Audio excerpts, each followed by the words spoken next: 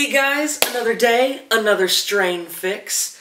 Okay, so once again, as you can see, I'm not reviewing in my normal spot because seriously, there is just a big freaking enormous spider over there, and this is pretty much how, right as I was about to set up my film equipment, this worked. Alright, time to review.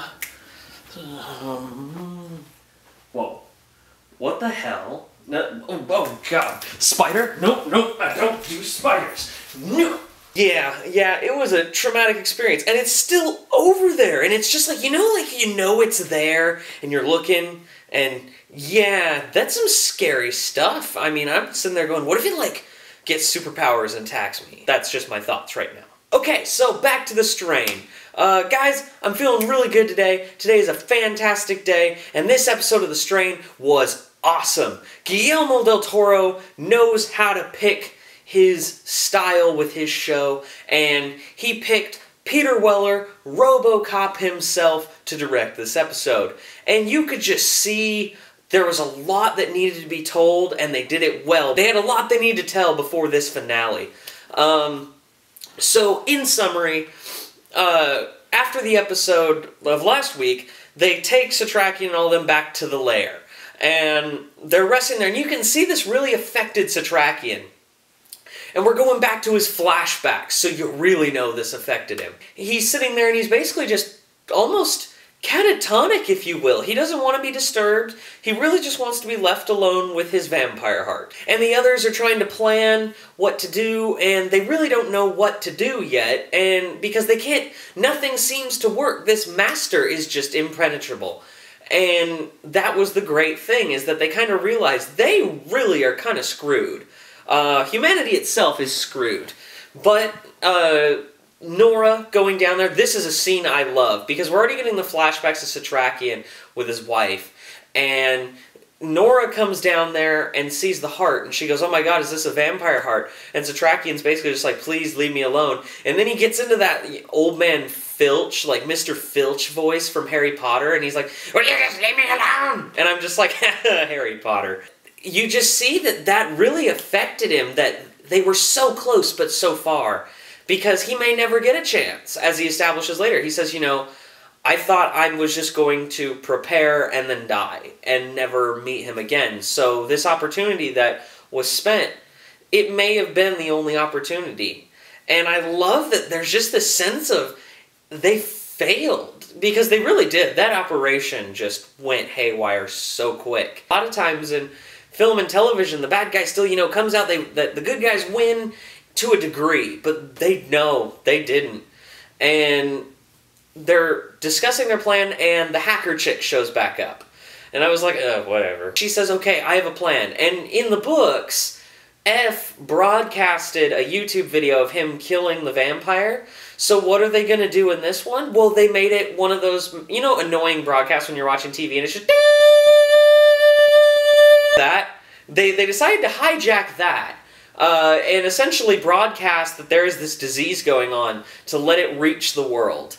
And that was perfect. Before that, I was like, oh, they kind of strayed from the book a little bit. But they immediately followed the source material in the sense that it just sort of felt right. Like, this is the way they should do it for this story. And it's not like they're doing it wrong because it's not the way the book did it. They're still doing what the story had, so all of that came back together, and I liked that. On the Gus front, if you will, Gus is going to that one annoying carjacker guy and basically saying, I need guns. When they go to get guns, there's this dude who pays wads of cash for something, and Gus decides to investigate it. And what is it? They're shipping crates of a bunch of vampires. Now, I don't remember that in the book, but I was just like, the way they did that was perfect. And then they have this gunfight, and they're fighting each other, but they're fighting vampires at the same time. This was probably one of my favorite parts of the episode, if not my favorite part. Is all of a sudden these like vans pop up out of nowhere, and those dudes in the cloaks that are all pale, they had their guns, and they just, whatever their guns were, they shot them. These vampires just drop to the ground, and they sit there and they look at Gus and they're like, bring him with us. And I'm just like, you're awesome, guy. I don't know who you are, but you get the Satrakian Award of the day. West Coast bounces! Yeah! It was also creepy, but I think really the creep factor that hit me is right after the broadcast, they hear a scream, and they run upstairs, and Satrakian's just kind of like, oh, holy hell. Oh, fuck. And remember Gabriel Bolivar from the beginning? Yeah, he's in there and he's got his creepy goth makeup on, but he's a Strigoi, and he's got his tongue in Nora's mother. And you're just like, oh, God. And that scene, oh my god, it was just creepy. He looks creepy, he looks all gothic and attacking him, and I don't know, gothic stuff just creeps me out sometimes. It's real easy to creep me out with goth stuff. When they ultimately take Nora's mother with her, and the hard decision has to be made. They know that it is, she's stung, there's absolutely no way. They're hard pressed for time. The evil Nazi Eichhorst is outside with an army of vampires, and they're breaking in. You can hear them, and that's just the intensity. You're just gripping. I don't know about you guys, but I was just gripping with intensity as they're breaking through the layers of the pawn shop. And ultimately, F was going to do it for her. She saw the blade, and ultimately Nora makes the tough decision. She's going to chop off her own mother's head. I don't know about you, but I don't think I could do it. And she's sitting there, and you see Satrakian watching, and he almost feels like a dick for yelling at her before. And she screams at the top of her lungs. Seriously, her and Satrakian both give award-winning performances in this episode.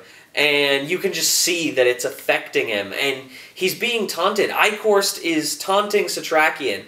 And in the meantime, we keep flashing back and forth to his flashback, which they did an amazing job casting that guy. And ultimately, you see the origin of the heart and that he had to kill his wife and 2 orphans that they were going to adopt. And it is just brutal. This episode had a ton of heartbreak. I'm still guessing on some of the theories for the finale. And I'm still figuring out what to do for the finale. But this episode was great. This is the perfect transition into the final act. And you see the Master, the last bits, the Master is dipping his blood into, not guy from Iron Man 3, Aldrich Palmer. He just feels great, and you're wondering what's going on with that. Literally everybody is set for war. And this is the perfect way to have the finale. And I'm still figuring out what to do for something special for the finale. I hope I can come up with something. But guys, what TV show has been this captivating to you, if it's been as captivating as it is for me to you? What show has just kept you wondering, counting down the days in the week until the next episode? Comment below. Let's get some discussing on this episode. I'd love to hear your guys' thoughts on it. So don't forget to like and subscribe, and until next time, see you later.